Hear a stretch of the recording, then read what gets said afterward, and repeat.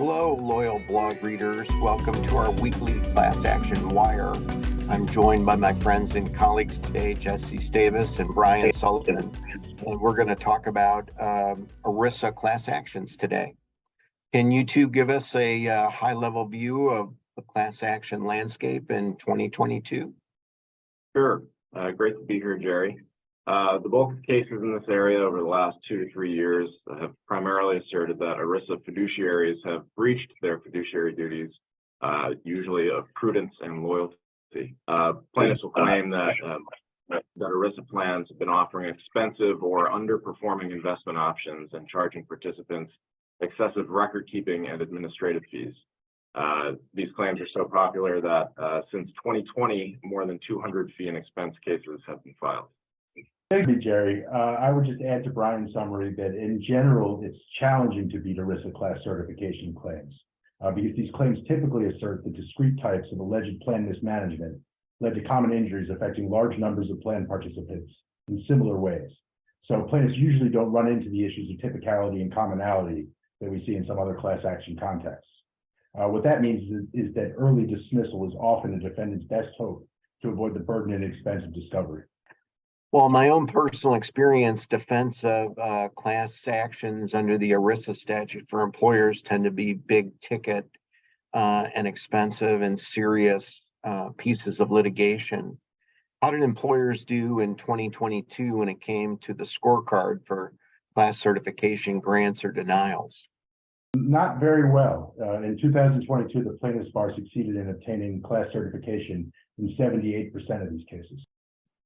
Well, that means that employers were successful 22% of the time at least. What were some of the salient defenses that employers relied upon to beat and defeat class certification motions in the ERISA space? Perhaps unexpectedly, the most common defenses don't really involve class certification issues at all, and they come much earlier because companies will focus on arguing that the plaintiffs have failed to state a claim under Rule 12b-6. There's been a lot of confusion about exactly what plaintiffs need to say in the complaint to get over the 12b-6 hurdle. And there was hope that last year, the much awaited Hughes versus Northwestern University decision would clarify that standard. But instead, in an 8-0 unanimous decision, they didn't do much of that at all and sort of kicked the can down the road. So the threshold for what will state a plausible claim is still pretty unclear. Were there any particular rulings that struck you as important ones in 2022 if you're an employer in terms of guideposts in the ERISA world? Yes, there certainly were. Davis versus Salesforce.com and Kong versus Trader Joe's were two significant cases in the Ninth Circuit. Both of these cases involved duty of prudence claims, where plaintiffs challenged defendants' alleged failure to select lower cost mutual fund share classes or other investment vehicles. And in both of them, the district court dismissed the claims, but the Ninth Circuit reversed. So in Davis, the district court had taken judicial notice of documents that refuted the plaintiff's allegations. But the Ninth Circuit disagreed with this approach and held that, quote, the judicially noticed documents on which the defendants rely are not sufficient at the pleading stage to render plaintiffs' facially plausible allegations inadequate. Kong came out just a week later, and in that case, plaintiffs alleged the defendant had selected funds that were just too expensive. The district court accepted the defendant's explanation for this choice and granted a motion to dismiss, but the Ninth Circuit held that this was error and that, quote, defendant's explanation for the more expensive choice is unavailing at the pleading stage. But despite some early and significant losses last year, some other more recent appellate decisions provided with a measure of hope. One example is in Smith versus Common Spirit Health, which was a Sixth Circuit case. The court there affirmed dismissal of a plaintiff's complaint, which largely focused on her plan's retention of allegedly underperforming actively managed funds. The Sixth Circuit was less deferential from the plaintiff's allegations than other courts have been, explaining that she did not, quote, plausibly plead that this ERISA plan acted imprudently merely by offering actively managed funds in its mix of investment options, end quote. Instead, the Sixth Circuit explained that while, quote, pointing to an alternative course of action will often be necessary to show a fund acted imprudently, that factual allegation is not by itself sufficient, end quote. Rather, A plaintiff must present evidence, quote, that an investment was imprudent from the moment the administrator selected it, that the investment became imprudent over time, or that the investment was otherwise clearly unsuitable for the goals of the fund based on ongoing performance.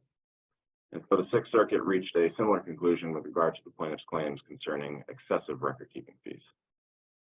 It's an interesting analysis. Wanted to switch gears just slightly and talk about the impact of arbitration agreements with class action waivers. How is that particular defense working out in the ERISA class action space? Not as well as it has in others. Despite the successful reliance on arbitration provisions with class action waivers in other areas of the law, federal courts have been less consistent in the ERISA space. Some federal courts of appeal have enforced these provisions, but others have not, and they've held that instead provisions like those cannot preclude plan participants from bringing representative claims under ERISA. Jesse, if one would look to significant rulings on the arbitration front, in your opinion, what was the most significant ERISA ruling involving arbitration last year? Sure. Well, Holmes versus Baptist Health, South Florida was a very interesting case. Their plaintiffs alleged the defendants breached their fiduciary duties by failing to review and contain costs and by choosing expensive investment options over cheaper or better performing ones. The defendants there sought to enforce an arbitration agreement that included a class action waiver that precluded an individual from receiving remedial or equitable relief. Plaintiffs challenged enforcement of the agreement by arguing that it violated what's called the effective vindication doctrine. And the effective vindication doctrine theoretically allows plaintiffs to invalidate an arbitration agreement if it precludes them from effectively vindicating their federal statutory rights. The court rejected this argument and granted the motion to compel arbitration. The court held that there was no authority in the 11th Circuit for applying the effective vindication doctrine in this context. And it also held that while individual plan participants never agreed to arbitrate their alleged claims, the plan itself had. Given the high predominance of certification in ERISA class actions, when you sit down to architect a defense to help an employer fight off one of these lawsuits, what other areas gain traction in 2022 in terms of defenses to preempt these sorts of class actions? Well, you always want to evaluate whether a class action complaint contains class action allegations that pass muster. And so one of the strategies in that regard is to evaluate whether the plaintiff has alleged what's called a fail-safe class. And that's one that defines the class membership based on the determination or resolution of a merits issue. For example, it would include a class defined to include all individuals whose rights were violated. So in White versus Hilton Hotels retirement plan, the court held that the plaintiff's proposed class was an impermissible fail-safe class and denied class certification. There, the plaintiffs challenged certain vesting determinations made by the plan, and that they alleged that the defendants failed to keep proper documentation related to their claims. The plaintiffs sought to certify a class of plan participants who submitted claims for, quote, vested retirement benefits, end quote, and have been denied vested retirement benefits by the defendants in various ways. The court determined that insofar as the plaintiff's class definition depended on whether an individual had vested retirement benefits, it was an impermissible fail-safe class because the question of whose rights have been violated is central to the merits and the action. And defendants also succeeded in decertifying a class in Haley versus TIAA. In that case, the Second Circuit decertified a class with more than 200,000 putative members. The plaintiff in Haley alleged that a loan program the defendant had offered to her 403B defined contribution retirement plan was a prohibited transaction under ERISA. She sought to certify a class of approximately 8,000 employee benefit plans whose fiduciaries contracted with the defendant to provide similar loan programs. The program the plaintiff challenged offered loans that were secured by plan participants' retirement savings. The plaintiff sought to hold the defendant liable as a non-fiduciary under ERISA. Basically, her argument was that TIAA knowingly participated in the alleged violation by her plan fiduciary. The district court allowed these claims to proceed and ultimately certified the class under Rule 23b3. On appeal, however, the Second Circuit reversed. The court felt that plaintiff had failed to establish predominance because analyzing one of the ERISA exemptions that potentially applied to the challenged transactions would require the court to focus on the conduct of individual fiduciaries in determining loan program pricing. And determining how each of the 8,000 plans set their pricing would require an individualized treatment, And so a massive class action was an inappropriate vehicle for resolving the alleged claims. Well, thank you both for that analysis. Very interesting. Obviously, the holy grail on the plaintiff side of the V is converting class certification orders into cash and to strike settlements. In 2022, what did the ERISA class action settlement space look like in terms of the top 10 settlements compared to other years? Well, in 2022, it's been a consistent trend over the last few years. So the top 10 class actions settlements in 2022, the total was $399.6 million, which was almost the same as last year, which came in at $411.05 million.